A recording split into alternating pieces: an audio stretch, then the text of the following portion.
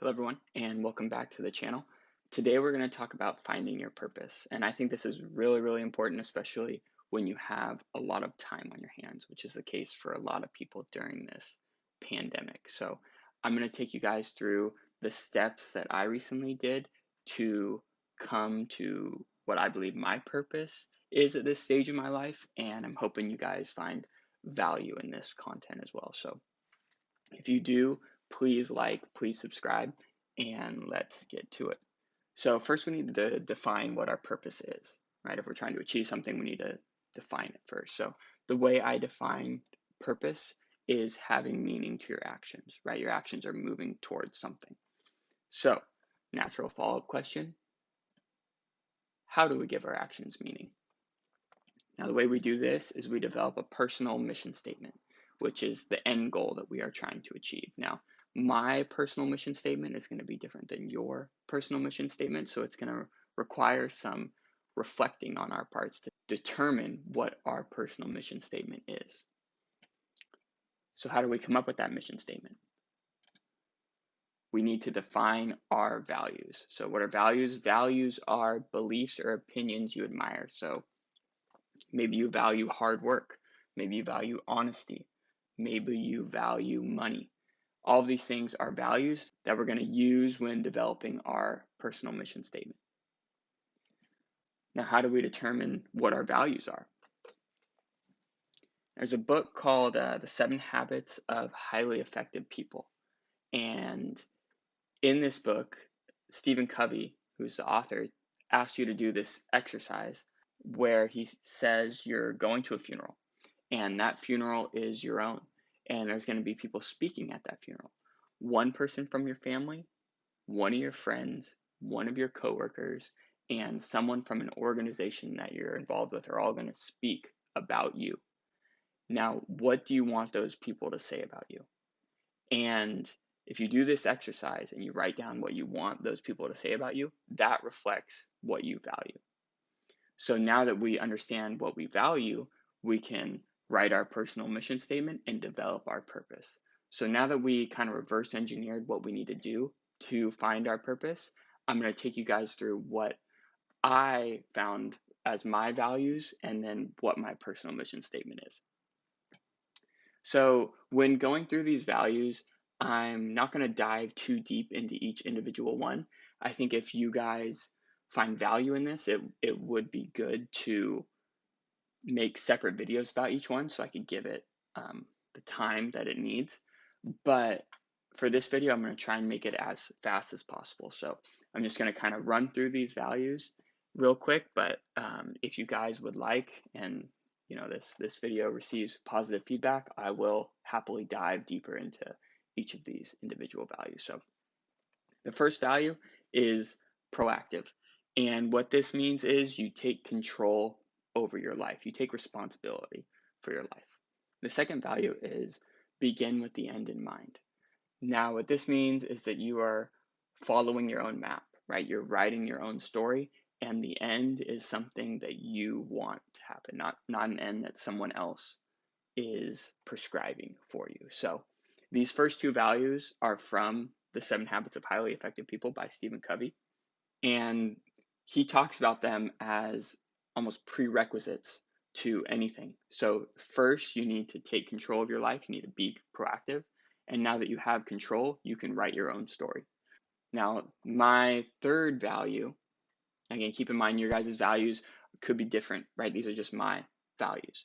And the third value that I came up with is be the learner. Now, what this means is you're not trying to prove that you're the best at something. You're not trying to prove that you're smart. You're not trying to prove that you're strong. You're trying to develop skills. At the end of the day, we're just trying to grow. We're trying to be better than we were yesterday. So we're trying to develop skills that have value. Now, fourth, flexibility. Now, when I say flexibility, I mean both in your life and in your health. So flexibility in life basically means do whatever you want when you want, right? Flexibility in health means that you're focusing on sustainability. So it does us no good to acquire a bunch of skills and then not be able to use them because our body is broken down. So we need to have flexibility in both life and in health. Now, listen intently. I really like this quote that made me put this on here, and I'll read it to you now. It says, "People will not understand how much you know until they know how much you understand." So basically, what this means to me is that before you can help anyone, before you can serve anyone, you need to listen and you need to put yourself in their shoes and understand where they're coming from. So this made my list. Now, last is focus on my circle of influence. So instead of putting a lot of attention to things that are out of my control, I'm going to focus on the things that I can change. So after coming up with these 6 values, we need to put all of those into a statement, right? And the statement that I came up with is maintain flexibility in life while deepening relationships and pursuing development of self for service. So if we break this down, maintain flexibility in life. So that is obviously the flexibility value, right? Reflected in that part of the mission statement. As we keep going, while deepening relationships, this is the listening intently value. If we listen more, we understand people better, we deepen relationships with people. So as we keep going through the mission statement, it says, and pursuing development of self for service. So pursuing development of self, that's the be the learner value, right? We're constantly developing skills that have value, right? That have utility. And we're going to use those skills for service.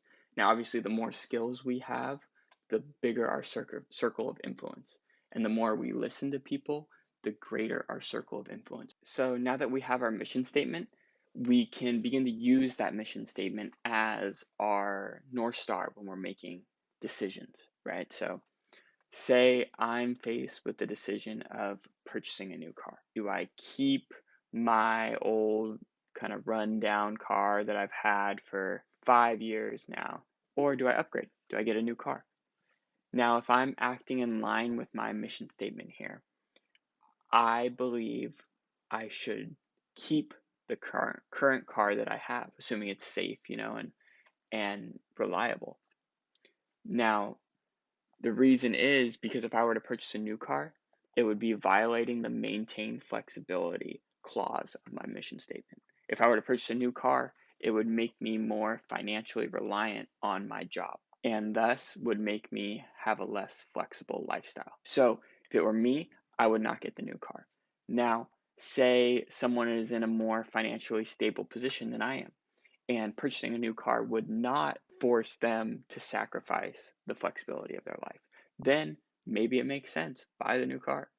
But at least you know you're acting in accordance to your mission statement. Now, if you change the mission statement completely, right, say it's a completely other person, maybe that person has a value system that revolves around cars. Maybe it's what they do, it's what they love. They love working on cars, they love racing cars, they love doing all types of things with cars.